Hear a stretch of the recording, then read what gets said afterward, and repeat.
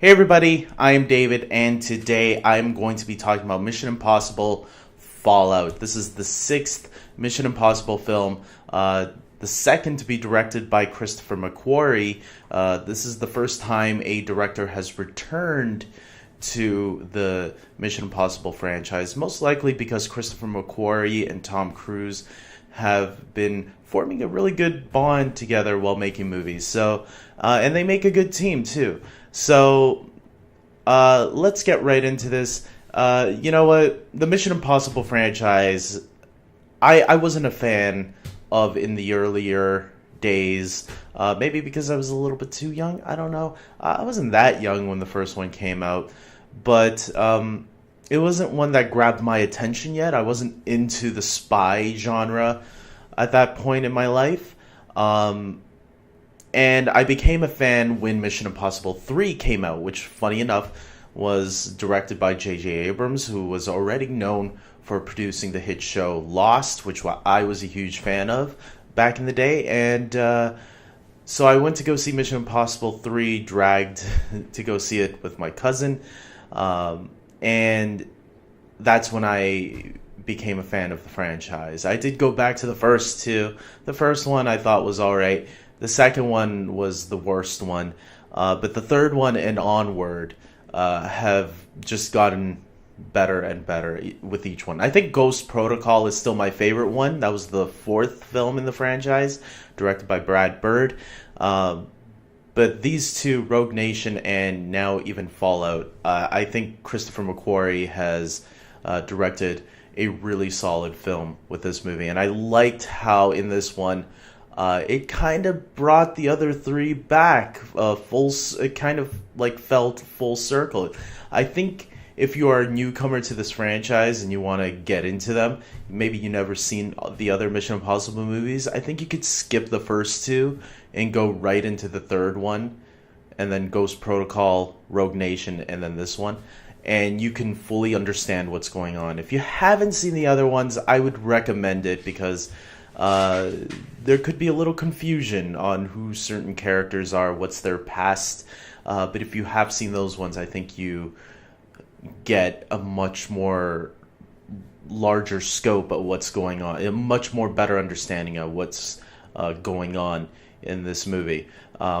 With that being said, man, the action sequences in this film are incredible.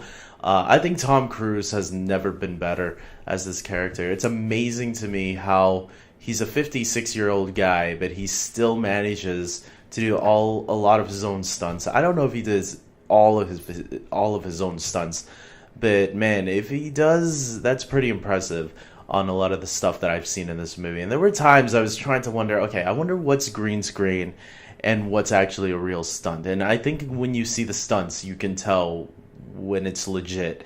But there are ones that I am curious about. Would they let him hang on to a helicopter like that and try to climb on board? I don't know. I would never let an actor. If I was a director of a movie, I'd say no, because I don't want to have any problems during the production of this movie.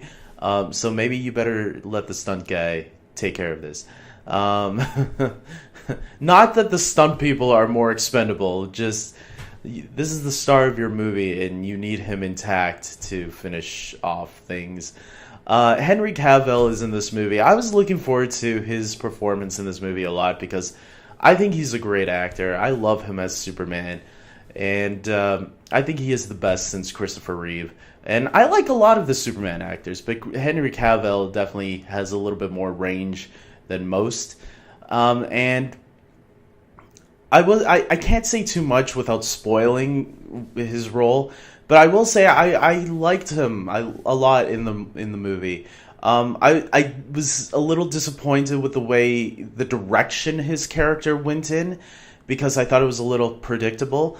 But for the most part, I thought his performance was really good, and I just felt his character, I wish, went in a different way, but that's fine.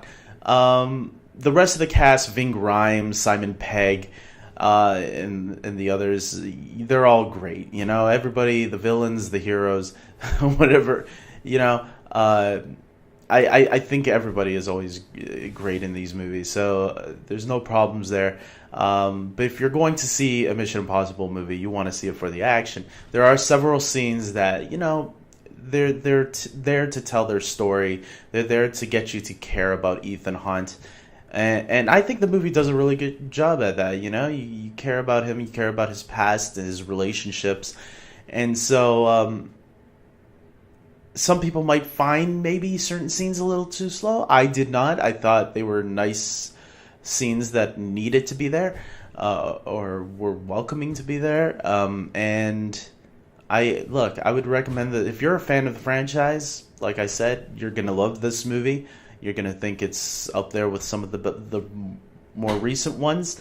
But if you're not a fan, okay, it's not gonna win you over. It's kind of the same. You know what to expect from Mission Impossible by this point.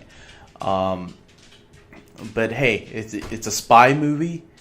Spy movies are awesome. You know, James Bond, Jason Bourne, those type of films I've grown to appreciate a lot more now that I've gotten older, and I look at them in different ways. I think Mission Impossible is definitely one of the better spy franchises out there. So yeah, hopefully they make another one. Tom Cruise, maybe he can continue doing it, or who knows, maybe they'll put a stamp of like, this is the end, this is the last one, because there's only so much that Tom Cruise can do. But if he's up for another one, go for it, man. But maybe let the stunt double do a little bit more work. So it's not a bad thing. That's what they're hired to do. You know, they're hired, they want the job, so let them do their job.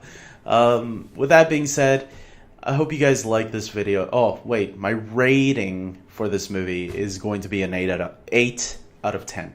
Yeah, I really enjoyed the movie. I thought I continue to love this franchise. I think it's a fun, badass franchise that if you like spy movies, you're gonna love this. So with that being said, now you can like this video. Please subscribe to my channel, and until next time, take care.